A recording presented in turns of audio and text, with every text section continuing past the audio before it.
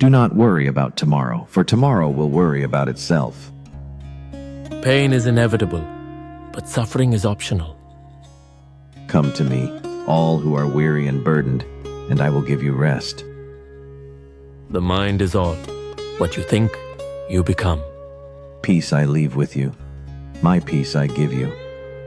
As a mother would protect her only child with her life, so cultivate an unlimited heart toward all beings.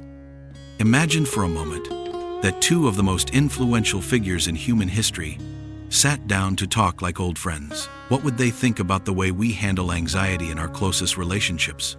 What would they say about how social media and modern technology affect our inner peace? Today, in this space, Jesus of Nazareth and Siddhartha Gautama, the Buddha, share their reflections and invite us into deep dialogue and spiritual understanding conversation, where they pour out all their wisdom, each from their own perspective and point of view.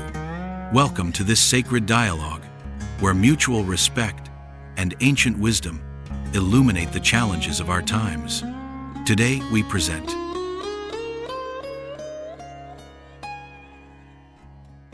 My dear friend Siddhartha, when I look at humanity today, I see hearts tossed by turmoil. People are always running. Their minds flit from one worry to another like frightened birds. I see mothers unable to sleep over their children's future, young people frozen by social media comparisons, workers carrying the weight of the world on their shoulders. What do you see in this anxiety that seems to consume so many souls? Jesus, my brother of light, I see this clearly. It is the suffering I taught centuries ago, born of attachment and illusion. Modern anxiety differs only in scale. People cling not just to possessions, but to digital images, unrealistic expectations, futures they cannot control. Technology, meant to free them, has become mental slavery. Constant notifications, endless comparison, overwhelming information, all feed the ego's insatiable thirst. Has this acceleration of life disconnected people from their spiritual center? Exactly, Siddhartha. In my time, I spoke of not worrying about tomorrow, but now I see people anxious over thousands of possible futures that don't even exist. A father obsessively refreshes the news, fearing for his family's safety. A student freezes thinking of all the paths she could take. An employee loses sleep imagining layoffs that never come. It's as if they have multiplied their crosses needlessly. How can we help them return to the present moment, the only place peace truly resides?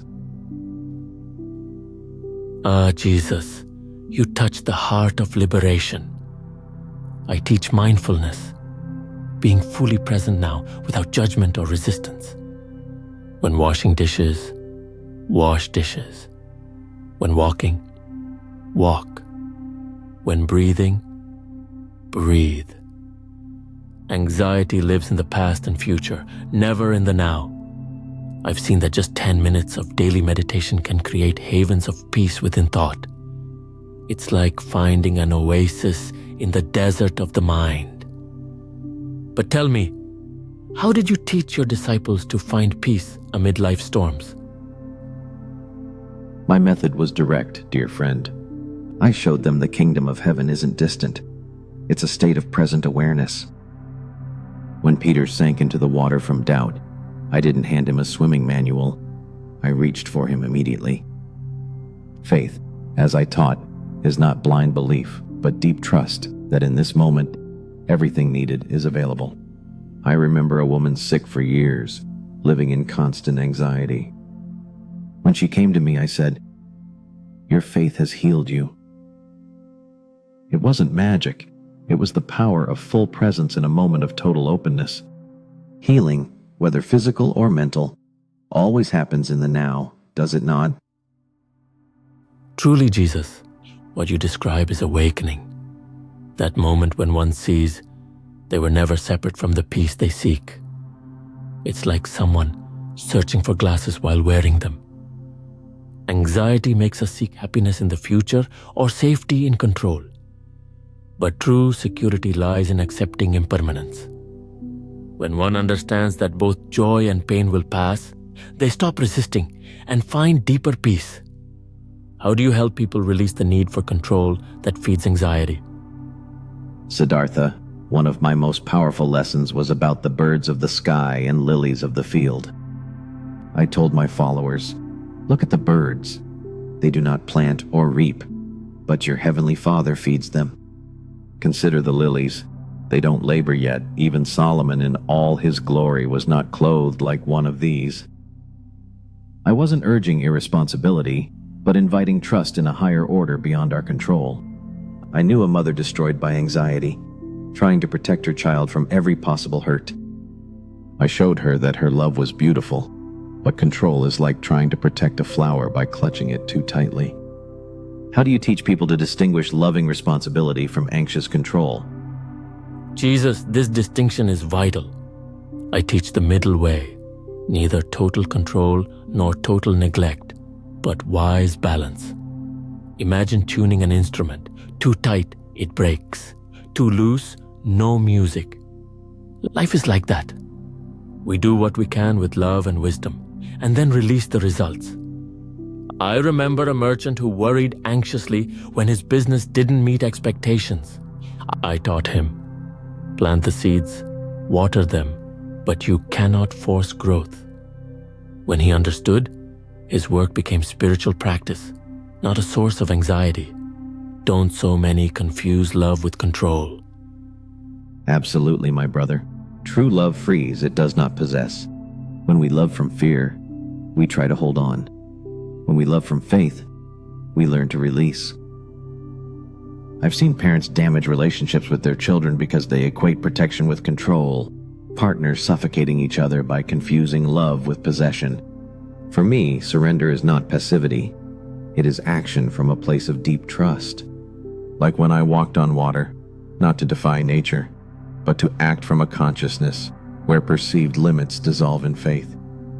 How can a modern person practice this surrender in everyday circumstances? Work, relationships, financial challenges? Jesus, I believe the key is integrating spirituality into every ordinary moment.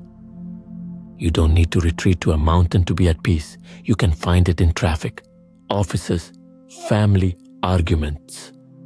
One simple practice I teach is mindful breathing. When anxiety rises, take 3 full breaths. Notice, don't force. In those breaths, you remember you are alive, that this moment will pass, and something greater underlies your worry. I also teach metta, the compassion meditation.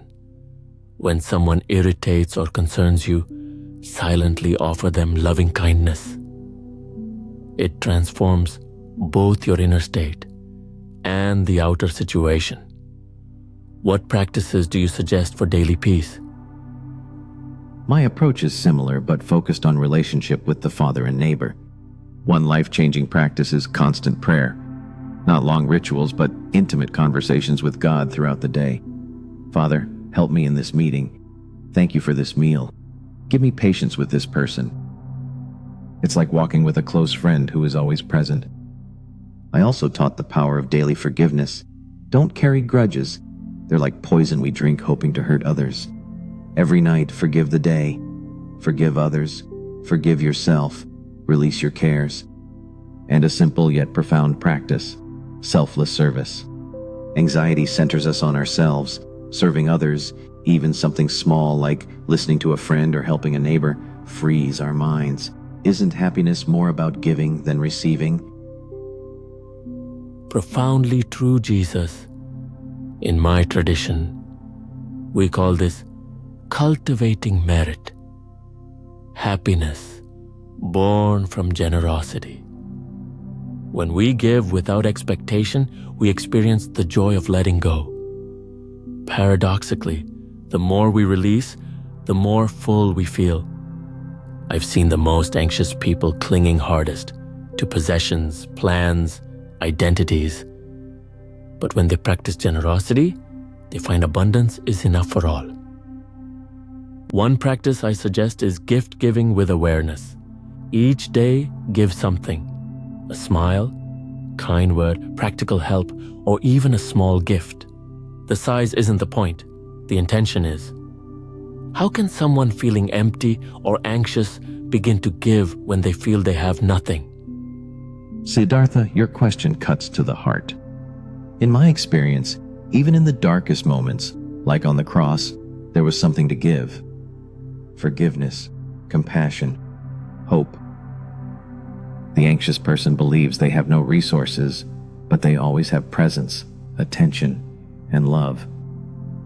Sometimes the greatest gift is simply being with someone who suffers. I recall a woman who felt useless in her depression. Yet when she began writing letters to people in hospitals, she discovered her own pain made her uniquely compassionate. Anxiety, when transformed, becomes spiritual sensitivity. Do you not believe our wounds, once healed, become wells of wisdom? Jesus, you speak to the essence of spiritual transformation. I speak of the lotus blooming in mud, beauty arising from difficulty. Anxiety, though painful, teaches us the impermanent nature of reality, the illusion of control, and the need for self-compassion. Someone who's experienced deep anxiety and found peace becomes a beacon for others. Their testimony is stronger than 1,000 teachings. I've seen that those who've hit bottom and found their way develop extraordinary compassion and practical wisdom. Anxiety invites us to awaken to deeper truths of life. How can someone make peace with their anxiety rather than fighting it?